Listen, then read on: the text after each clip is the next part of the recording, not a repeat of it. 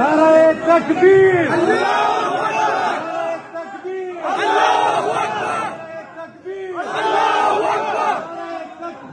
breaking news नوې او تازه خبر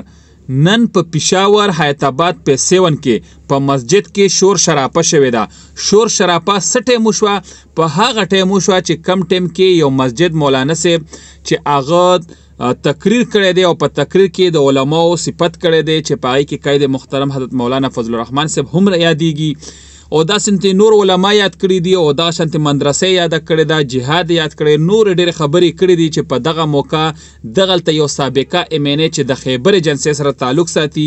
هغه را پاسېدلی دی او په مسجد کې په مولانا خلاف چغې والدي او ناره تکبیر आवाज کړی دی او د عمران خان زنده‌باد نارې والدي لکه د جماعت به حرمتي خپ اعلی سطح باندې کړی دا لکه زه دې ته حیران یم چې دا خلک چې څومره ډېر منځونه به پسې کړي وي د دې نه بعد هم پسې منځونه کوي او بیا راپاسي د دغه ملا خلاف اوازونه کوي د دغه ملا خلاف چغې وهي او دا خلک هم راپاسي او د ملا خلاف خبرې کوي افسوس درله پکار دی چې کم ملا خلاف ته خبرې کې نو پکار ده چې نه پې نکاح وتړي نه جنازې له راوغواړي او نه پسې منځو کې ځان له بیا خپل د پی ټي آی ملیان وګورئ ځان له په خپله د خپلې پارټۍ مطابق جنازې والا وګورئ د نکاح والا وګورئ نو بیا صحیح ده بیا خو ته په دغه ملا سره د تعلق نشته نو بیا خیر ته پسې بې حرمتي کولی شي ته پسې کنځل کولی شي ته ورته ردې بدې ویلی شي ته ورپسې منځم کې او نکاح له هم راغواړې او جنازې له هم مخکې کې نو پکار ده چې بیا د ده خبره ومنې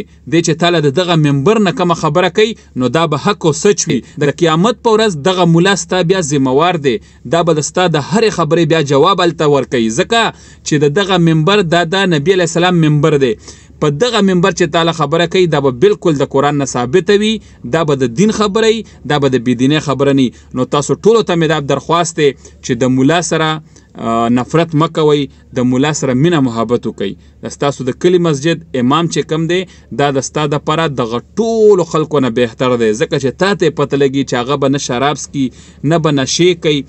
نه به تماشې کوي نه به داسې غلطو محفلو لځي یعنې داسې ګناه به نه کوي چې هغه به ظاهره وي نو پکار ده چې د دغه خلکو ملاتړ وکړئ د ده سره ودرېږئ